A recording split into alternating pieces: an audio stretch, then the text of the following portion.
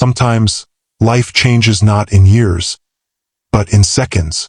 It happened on a cold, rainy evening, when a billionaire stepped out of his luxury car and saw a young woman eating alone, in the rain. What he discovered next would change everything.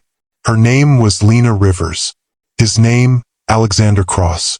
And their meeting, it wasn't luck. It was destiny wrapped in raindrops. The rain had been falling for hours.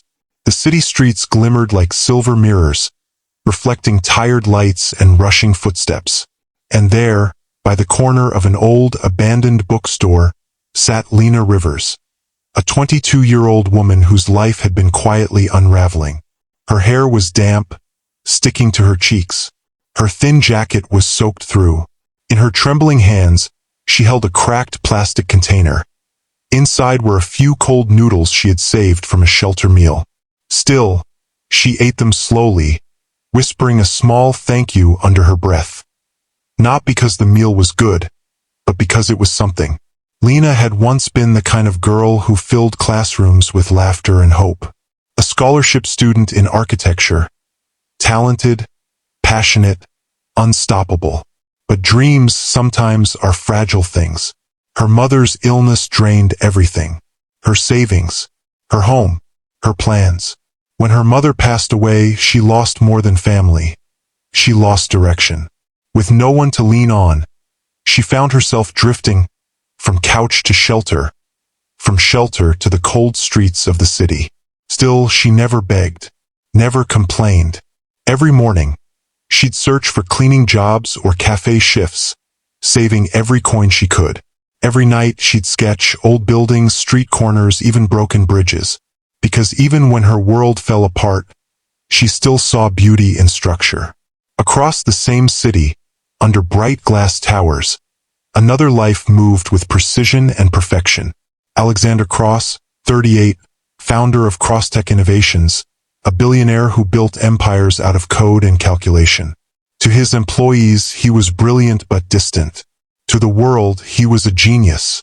But to himself, he was a man who had long forgotten what it felt like to feel. His schedule was mechanical: morning board meetings, strategy calls, evening conferences. Everything was measured. Everything except meaning.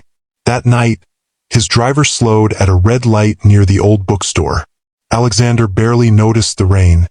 He was too busy reviewing quarterly projections on his tablet. But something outside his tinted window caught his eye. A faint movement. There she was, a young woman, drenched, hunched, quietly eating in the rain. For a moment he looked away. People like him didn't stop. They drove past. But something stirred. The next second he said softly, "Stop the car." The driver hesitated. "Sir, the summit starts in 15 minutes. Alexander didn't answer. He opened the door, stepped into the downpour. Rain soaked his expensive coat instantly, but he didn't care. He crossed the street slowly, approaching Lena. She flinched when she noticed him. Tall, sharp-featured, clearly out of place in this part of town. He spoke gently. "Why aren't you at the shelter tonight?" Her voice was small, but steady.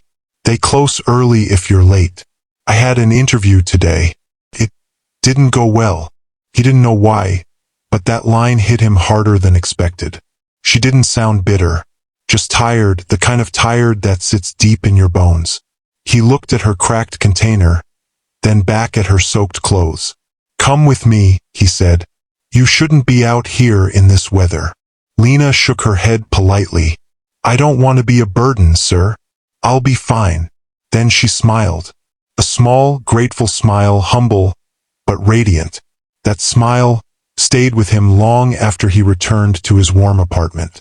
He couldn't explain it, but somehow that girl in the rain had left an imprint on his mind, and maybe on his heart.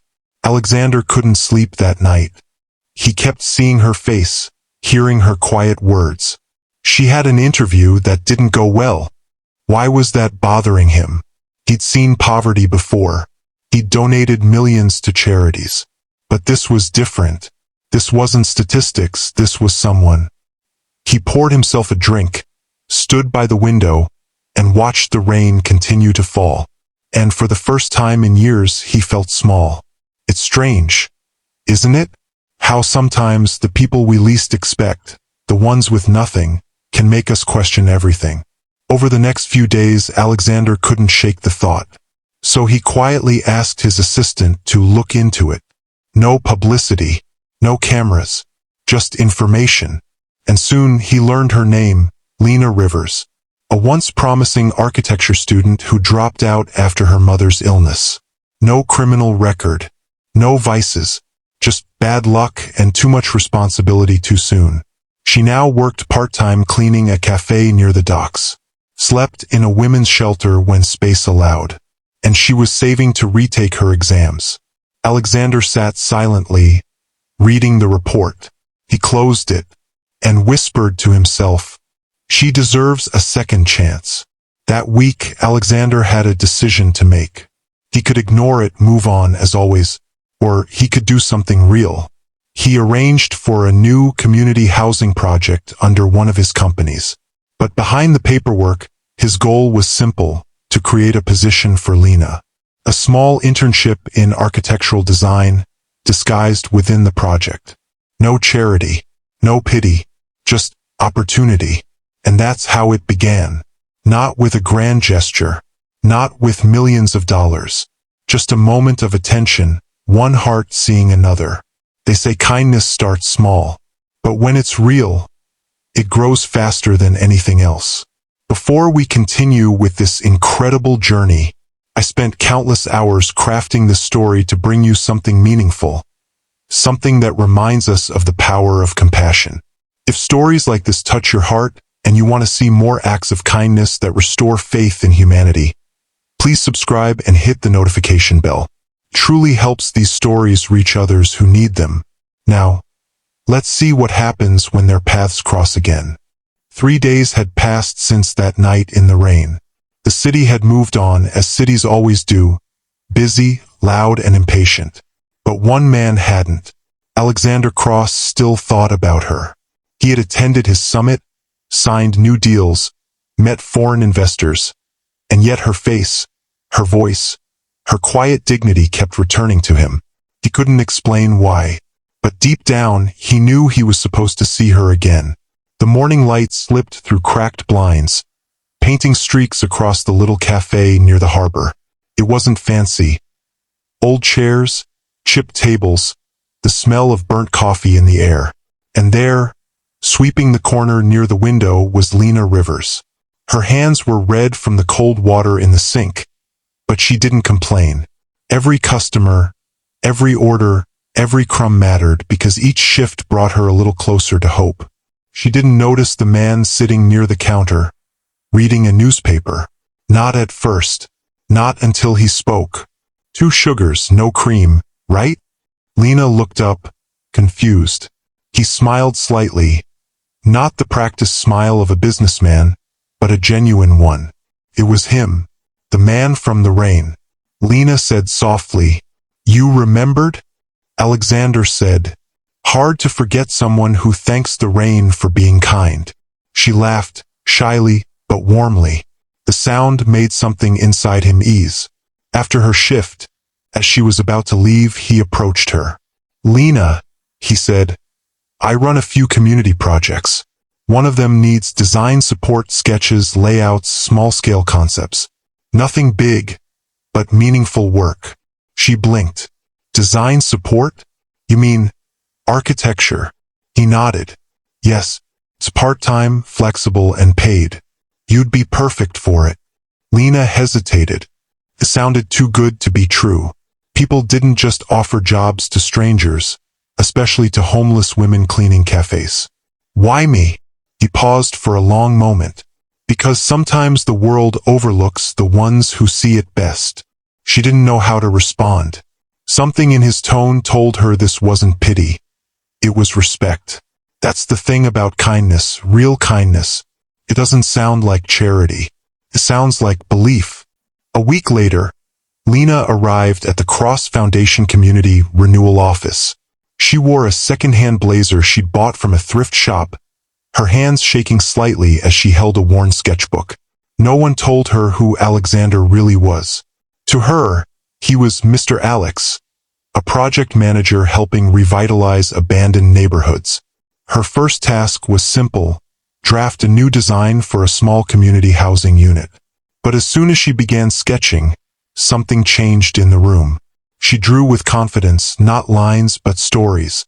Houses that looked welcoming, spaces filled with light, gardens between buildings where children could play. By the time she finished, even the senior architect beside her was silent. They had expected a timid intern. Instead, they saw vision.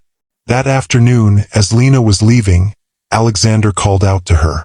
"You forgot this," he said, handing her umbrella. The one she hadn't even realized she'd left. She smiled gratefully. "Thank you." He looked at her worn shoes, her thin coat, and said quietly, "There's a store down the street. Tell them I sent you. They'll fit you for a proper coat. Consider it part of the work uniform." Lena shook her head quickly. "I can't accept that.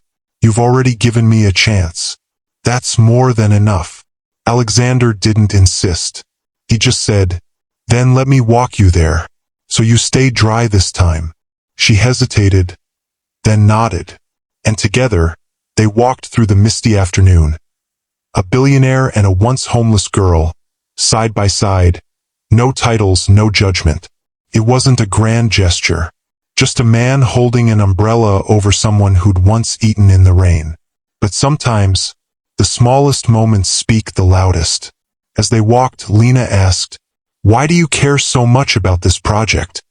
Alexander glanced at the street ahead.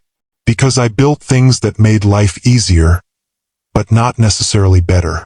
Maybe it's time I fix that." Lena looked up at him thoughtfully. "You sound like someone trying to make peace with himself." He smiled faintly. "Maybe I am."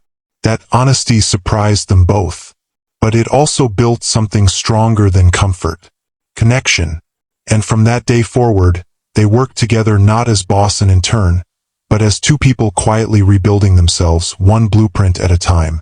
Days turned into weeks. Lena's ideas began shaping real designs. Her drawings carried warmth, community, and color, qualities missing from most corporate projects. Alexander found himself staying late just to watch her explain her sketches. She spoke about design like it was poetry. "How a window can feel like hope," she'd say. "How a home can make someone believe they matter again." Every time she spoke, he listened, not as a billionaire, but as a man rediscovering something he'd forgotten. His heart. Her spirit began to spread. Soon, the entire office started to change. One worker stayed after hours to help a janitor fix a broken cabinet. Another began volunteering at the shelters Lena once stayed in. Even Alexander's assistant started donating meals to homeless families nearby. None of these acts were ordered. They were inspired. That's what kindness does. It's contagious, quietly, beautifully contagious. You never know how far it will go once it begins. One evening, after reviewing project updates, Alexander walked Lena to the bus stop. The streetlights shimmered on the wet pavement. "Lena," he said, "I want you to know, you've changed this place." She laughed softly. "Me? I just draw buildings." He shook his head. "No. You draw hope." She looked at him, unsure what to say. Then she whispered, "I used to think I was invisible. Now I feel seen again. Thank you." And for Alexander, that was the moment it all made sense. Because for the first time in years, he felt seen too. We often think the powerful are the ones who change the world. But sometimes, it's the quiet souls, the ones who've been forgotten, who awaken power in others. Lena didn't set out to inspire a billionaire. She simply lived with kindness, even when the world was cruel. And in doing so, she reminded him what real success looks like. Not profit, but purpose. What would you do if you discovered someone with incredible talent living in such difficult circumstances? Would you walk past? Or would you stop like Alexander did? Let me know your thoughts below. I read every comment, and your stories of kindness inspire me as much as these do. Now, as Lena's light begins to spread through Alexander's world, not everyone will understand his choices, and that's where the challenge begins. 3 months had passed since that rainy night. The once homeless girl now arrived every morning with purpose in her steps and sketches in her hand. And the man who once measured life in numbers began measuring it in moments. Alexander Cross was changing, slowly, quietly, but undeniably. Inside the foundation's design room, sunlight spilled across the tables littered with blueprints and pencils. Lena leaned over her work, explaining her layout for the new housing prototype. Her eyes glowed as she spoke. If we build open courtyards here, families can see each other. It creates safety, connection. Home shouldn't just shelter people. It should bring them together. Her colleagues nodded, taking notes. Even the senior engineers started deferring to her insights. Across the room, Alexander watched quietly. Pride wasn't something he felt often, but in that moment he did. She didn't just design homes. She designed hope. And with every idea she shared, she was building something even stronger inside him, empathy. That evening, as they walked through the nearly completed community site, the smell of wet cement in the air, Lena said softly, "You know, when I used to sleep near that old bookstore, I used to imagine houses like these. Places where people didn't just live, they belonged." Alexander slowed his pace. "You dreamed all that, even while you were homeless?" She smiled faintly. "You have to. When you've lost everything, dreams are the only thing they can't take from you." He looked at her, deeply moved. "Maybe you were the one building long before I ever was." She didn't reply, just smiled, but that silence said everything. But not everyone shared Alexander's newfound compassion. At the next quarterly board meeting, his investors sat stiff around the long glass table. Charts projected on the screen, profit margins dipping slightly. "Alexander, your new housing initiative is bleeding funds. These community programs aren't scalable," said an investor. "And you've started increasing employee benefits and mental health support. This is admirable but not efficient," said another investor. He listened quietly, letting them finish. "Efficiency isn't the only measure of value. People are." The room fell silent. Then one investor scoffed. "Since when did you start preaching charity instead of business?" Alexander said calmly, "Since I realized wealth means nothing if it builds walls instead of bridges." And just like that, the storm began. Some investors withdrew. Partnerships cracked. The media whispered that Alexander Cross had lost his edge. But in his heart, he felt more clarity than ever. Around that same time, Lena faced her own test. Her landlord increased rent at the tiny room she was staying in. Her night cleaning job ended abruptly after budget cuts. And though she smiled through every workday, her exhaustion grew harder to hide. One evening, after everyone had left, Alexander found her asleep at her desk, head resting on blueprints with pencil still in her hand. He placed a blanket over her shoulders without waking her. For the first time, he noticed the small burn marks on her wrist, old scars from years of menial labor. Sometimes kindness isn't loud. Sometimes it's just a silent promise to keep someone safe, even when they don't ask for it. The next morning, Alexander called her into his office. "Lena, I've arranged a stipend through the foundation to cover housing and basic needs. You've earned that comfort." Lena looked down, feeling uneasy. "Sir, I can't accept charity. I need to earn my place here." He leaned forward, his voice gentle. "You already have. This isn't charity, it's investment. In someone who gives this place meaning." But she still refused. "I appreciate it, but I don't want to owe anyone. I've lived long enough being helped. I just want to stand on my own this time." Her words hit him deeply. That's when Alexander realized, kindness isn't always about giving more. Sometimes it's about giving respect. As Lena's housing design spread, The local press picked up her story, though they didn't know her background. People started visiting the site, volunteers, local artisans, even college students wanting to learn from her. The foundation became a movement, and Alexander quietly funded scholarships for architecture students from underprivileged backgrounds, all under Lena's guidance. The light that started under the rain was now reaching the whole city. But one thing remained hidden. Lena still didn't know Alexander was the billionaire behind the Cross Corporation. Until one evening, a journalist covering the project mentioned it casually. Must be inspiring to work so closely with the founder himself. Lena froze. The founder? The journalist smiled. Alexander Cross. Everyone knows he rarely appears on site, but I guess you're special. Her chest tightened. All those months, all the help, the opportunity, suddenly felt like deception. She went straight to his office. He looked up from his papers, sensing something was wrong. Lena, hurt and trembling. You never told me who you really were. You let me believe you were just another project manager. He stood, calm but remorseful. I didn't want you to treat me differently. Lena then said, then you should have trusted me to know the truth. Because now, everything feels like pity again. He stepped closer. It was never pity. It was admiration. I just wanted you to be seen for your work, not for your struggle. Her eyes filled with tears. I thought you saw me as an equal. I do, he said softly. But maybe I was afraid you wouldn't see me the same way. And just like that, silence filled the room. Two people bound by kindness, suddenly divided by misunderstanding. Lena walked out. Alexander didn't stop her. He knew some truths have to be faced, not defended. Days passed. Her desk remained untouched, her chair empty. The foundation's work continued, but it lacked its soul. Alexander poured himself into work again, but it felt hollow. The rain returned one evening. The same heavy, echoing rain from months ago.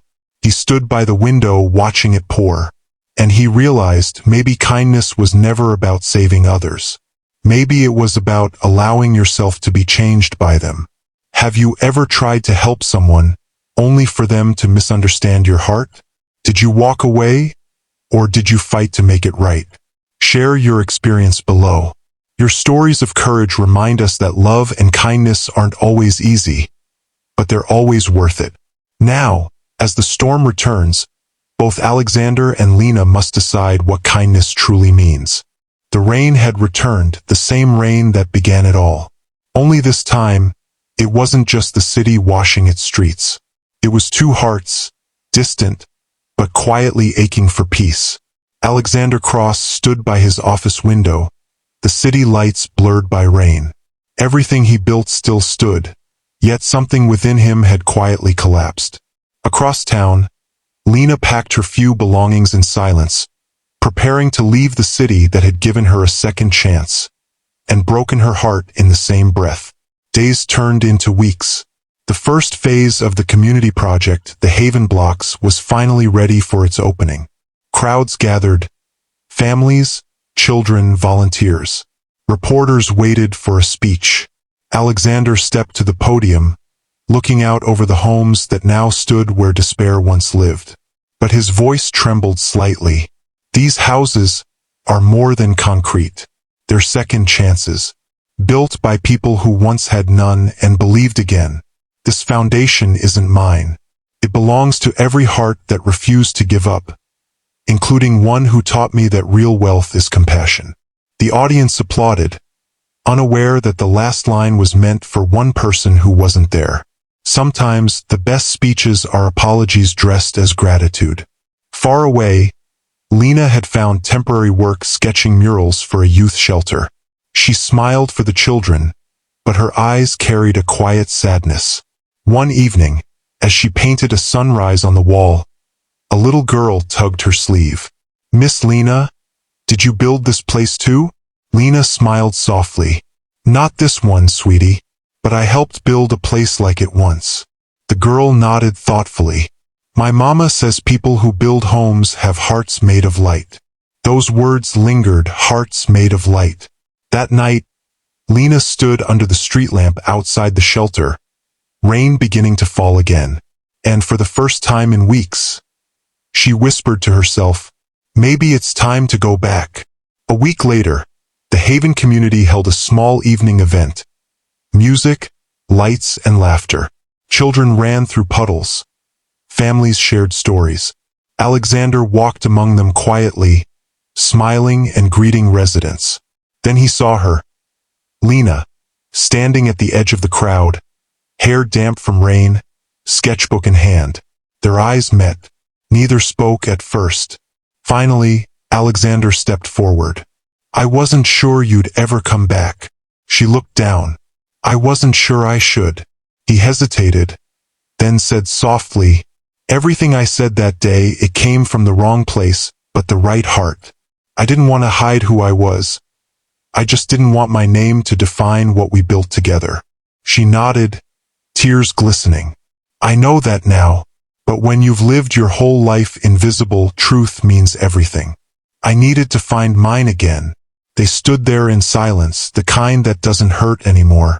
Later that night, Lena joined him on the foundation stage. The crowd gathered as they unveiled a plaque.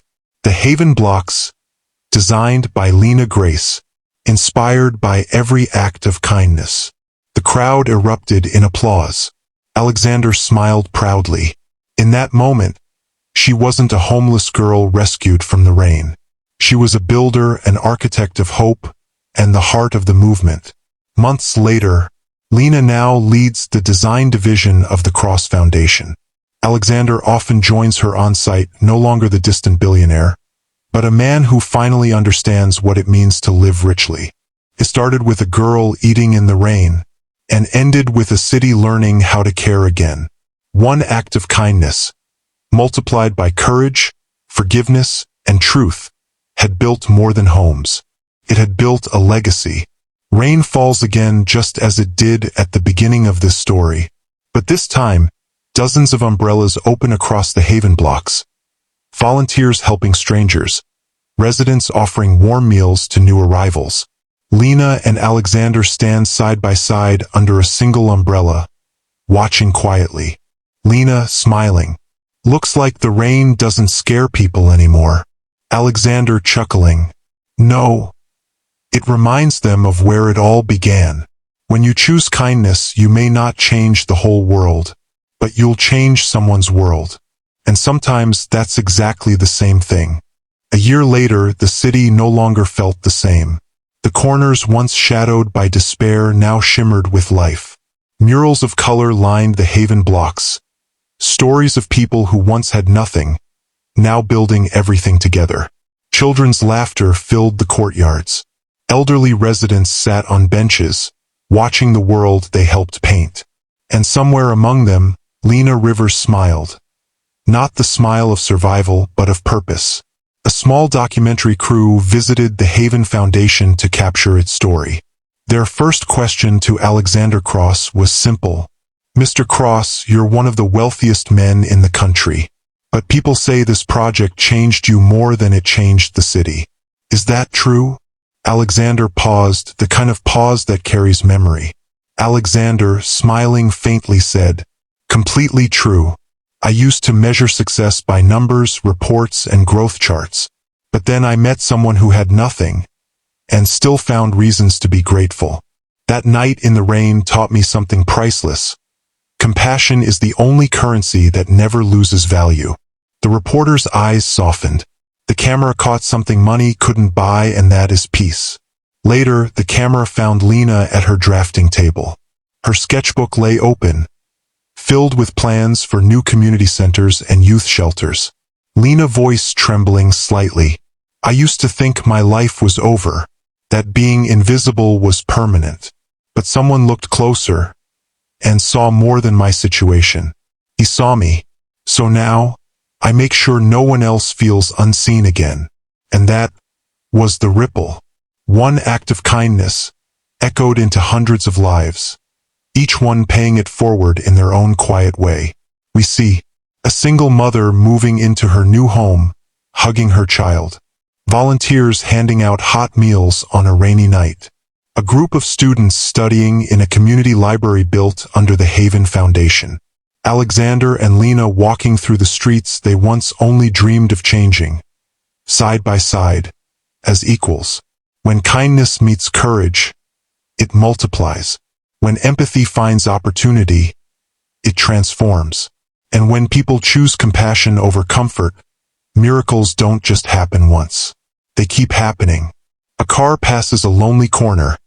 The old bookstore, now rebuilt as a small art studio for homeless youth. Through the glass, we see a young boy painting, smiling. A sign outside reads, "The Rain Room," where every drop becomes inspiration. That's how change works. It doesn't arrive with applause. It begins in silence when one heart chooses to care. Because every act of kindness, no matter how small, can become the start of someone else's miracle. If the story touched your heart, take a moment to share it. You never know whose hope it might restore. And before you go, hit the like and subscribe buttons and join our community of storytellers who still believe in kindness. Because somewhere out there, another Lena is waiting for someone to notice. And maybe that someone is you.